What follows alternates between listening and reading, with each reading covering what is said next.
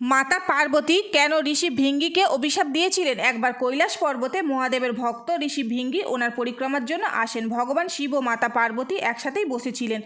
ভৃঙ্গি ঋষি শুধুমাত্র মহাদেবকেই সব কিছু মানতেন, ওনাকে ছাড়া তিনি কারোর ওপর আস্থা রাখতেন না। এমনকি মাতা পার্বতীকেও সে শিবের থেকে আলাদা মানত। এই কারণে পরিক্রমার জন্য তিনি মাতা পার্বতীকে শিবের থেকে আলাদা হতে বলেন, কিন্তু মাতা পার্বতী তার কথা শোনে না।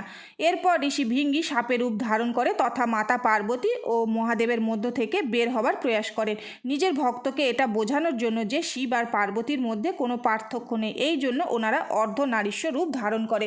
ঋষি ভৃঙ্গি এখনও একথা বুঝতে পারেনি, তাই সে ইঁদুরের রূপ ধারণ করে শিব আর পার্বতীকে আলাদা করার চেষ্টা করে। এতে মাতা পার্বতী খুবই রুষ্ট হয়ে যায় আর রেগে গিয়ে অভিশাপ দেন, মাতৃশক্তিকে অপমান করায় তোমার মা থেকে প্রাপ্ত শরীরের ভাগ আলাদা হয়ে যাবে।